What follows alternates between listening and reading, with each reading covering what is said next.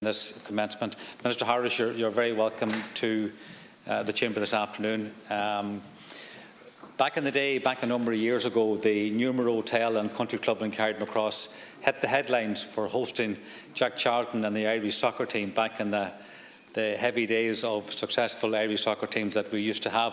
Hopefully it will not be long again, but we'll have them again. But however, unfortunately today, the hotel and that location are hitting the headlines for more negative reasons. Central to the local economy of Carrickmacross and regional tourism generation for many years, the venue was purchased by the Kylin Prime Group, an investment firm founded by Chinese entrepreneur Kai Di. Mr. Kai Di is one of the biggest cash for visa brokers and has benefited from the Immigrant Investor Programme. Mr. Di was founded Huwin Foundation, a cash for visa firm which offers investors an opportunity to avail of Irish residency under a government scheme called the Immigrant Investment Programme. In Carrickmacross, hopes were high with regard to the expected investment in the hotel. Unfortunately, no such investment has taken place to date. More seriously, last December, staff staged a sit-in protest due to wages not being paid on time.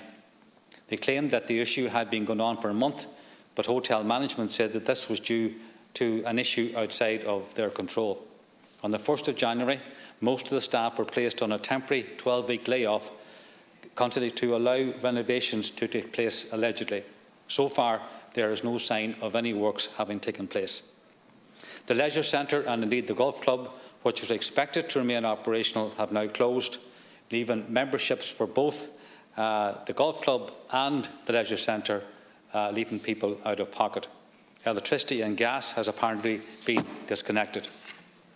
SIPTU say that the hotel appears to have been closed down and claims that the company is endeavouring to force workers into terminating their own employment by way of redundancy. The avenue for communication with workers appears to have completely shut down, which is very worrying indeed. The Immigrant Investment Programme is proposed with bringing investment to the state. It has soared in popularity in recent years, particularly in 2022, with a number of would-be investors from all countries hitting a record 812, nearly twice the annual set in 2021. The programme should be a 1-1 for the state. Since 2012, more than 1,500 applications have been approved, with an investment value in excess of €1 billion. Unfortunately, the experience with the Nuremore has not been positive. It may be an isolated case, but clearly deserves attention.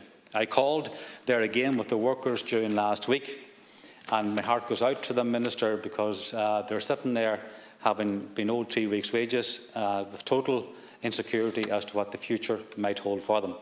And that's a situation I would assure you'd agree that needs to be cleared up. So today, Minister, I would like to ask you the following questions. Can you outline how the terms and conditions of the Immigrant Investment Programme are enforced? Who is responsible for those checks that take place? And what recourse have the workers and the Nuremore and the state have with regard to the situation in Carrickmacross? As I say, it's very, very disappointing. The people of Carrickmacross would like to see this hotel back to its former glory. It would appear on the surface to be going very well, and this has come as a bombshell, not just to the workers, first of all, but indeed to the local economy and indeed the wider region who depend on this facility for employment and also for attracting visitors. So I'd welcome your comments here this afternoon. Thank you very much, Mr. Chair. I want to thank Senator Gallagher for raising this important matter this afternoon in the Seanad, and I know he knows, and I would have conveyed to the House earlier that whilst it wouldn't be appropriate for me to provide details on specific projects or make reference rather to any specific project, I would say this, that I can only imagine the difficulty and challenges that Senator Gallagher has outlined for workers, and I do think of them and their families, and I can understand your request for clarification for them. It does seem to me that there are a number of issues that have been raised that may well be relevant for certain labour rights bodies, other organisations, workplace relations and the likes. But on the more broad issue, I am very pleased that you've invited me to the challenge today, because it's quite significant in terms of timing, because as you may now be aware today, I obtained approval from Government to close the Immigration Investment Programme, the IIP, to further applications with effect from the close of business tomorrow, Wednesday the 15th of February. The Immigrant Investor Programme was established over a decade ago during a time of unprecedented economic difficulty to stimulate investment in Ireland that would be of strategic and public benefit to our state. And since its inception, the programme has brought, as the Senator says, significant investment to Ireland and has been operated by my department to the highest professional standards. However, it is important that we keep all programmes under review, including any implications for wider public policy, such as the continuing appropriateness and suitability of this scheme for cultural, social and economic use. We've also taken on board a number of reports and findings from international bodies such as the EU Commission, the Council of Europe and the OECD on similar investment schemes. And taking all of this into account and informed by both internal and external reviews, I've now recommended to Government that it is timely to close the programme to new applications, and I have this afternoon received Government agreement to do so. Since its inception, the IIP has approved investment of almost €1.252 billion that has benefited many enterprises, both economic and social, including community and sporting organisations. The closure of the programme will take effect from the close of business tomorrow, Wednesday, the 15th of February 2023. I do want to tell the House that the closure of the IIP will not affect existing projects or individuals already approved under the programme, and current applications on hand at the time of closure will continue to be processed. In addition, there are a number of projects where an application has not been formally submitted, but which have been significantly developed following contact with the IIP unit of the Department of Justice, and it's proposed that such projects be given a period of 3 months in which to finalise and submit their formal application. Otherwise, as I've said, the scheme will be closed to all new applications from close of business tomorrow, the 15th of February. Detailed communications will be provided through the Immigration Service Delivery website on the arrangements applicable to the closure and winding down of the scheme. All applicants are subject to, and remaining applications will continue to be subject to, rigorous screening by the Department of Justice as to their suitability for permission to enter and reside in the state. The IIP unit undertake detailed due diligence, politically exposed persons and sanction checks in respect of prospective applicants, accessing reputable international databases as and when required to ensure that only reputable individuals are eligible for permission. If approved, the applicant makes their actual investment in accordance with their approved application, provides evidence of the same, and it is only on completion of this process will they be issued with an IIP permission letter and on registration a stamp for immigration permission. I need to stress Ireland is in a very different economic space that at the time when the scheme was introduced in 2012. We see many countries around the world reviewing, revising and in some cases deciding to close similar schemes. I will publish details of interim measures on the Immigration Services website, irishimmigration.ie, in the coming days. I should also say that, of course, the Government operates a Startup Entrepreneur Programme, which was also established in 2012 as a way for entrepreneurs with an innovative idea to apply for a residence permission in Ireland, and this scheme will continue. So I take seriously the issues that the Senator has raised. I did want to take the opportunity today to outline a pretty significant decision the Government has made in relation to this space.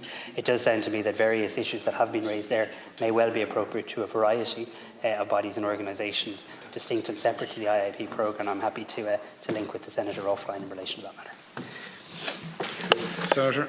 Okay, thank you, Minister, and thank you for the response. And it is news, I must say, that this has been, the investor programme has been closed down as in from tomorrow, close of business.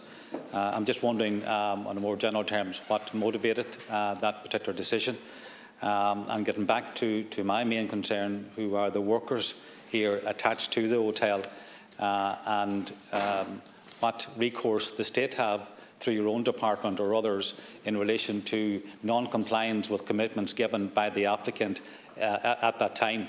I would like to think that there is some recourse there, and I would like to know what that is.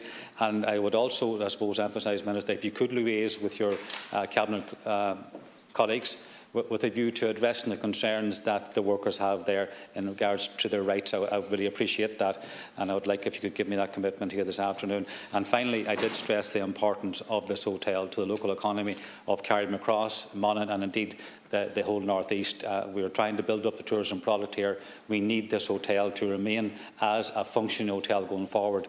I have no doubt that that's the wishes of the vast majority of the people of Carrickmacross. Thanks, Minister. Thanks, Senator Gallagher, and assure him that I certainly will undertake to liaise with appropriate colleagues, as I know he will, in Cabinet, and I'm certainly happy to help facilitate that as appropriate. What motivated my decision to seek government approval to close the IIP scheme to new applicants effective from the close of business tomorrow, Wednesday the 15th of February, was very clear advice to me from Department of Justice officials, very clear, emphatic advice that the scheme has served its purpose, that the time has changed, that the context has very significantly changed, and also even internationally, I think the context has changed. I referenced in my opening statement the views of a number of international organisations, including the OECD, in relation to such immigration investment programmes. And generally, I feel it's a good idea to decouple the work of investment from matters that my department has responsibility for. My department is a department that has responsibility for border security, has a responsibility for national security, has a responsibility in a political sense for An Garda Síochána, though they're independent of their operation. And I think it's important that the public policy appropriateness of the continuance of such a scheme is always stress tested. And I've landed at the view that it is no longer appropriate to keep this scheme open effective from tomorrow, and I'm pleased that Cabinet have agreed with that, and I'll certainly continue to liaise with Senator Gallagher on this specific issue. Thank you, Minister Harris. So we'll move on to commencement number 2 now, and we'll wait for Minister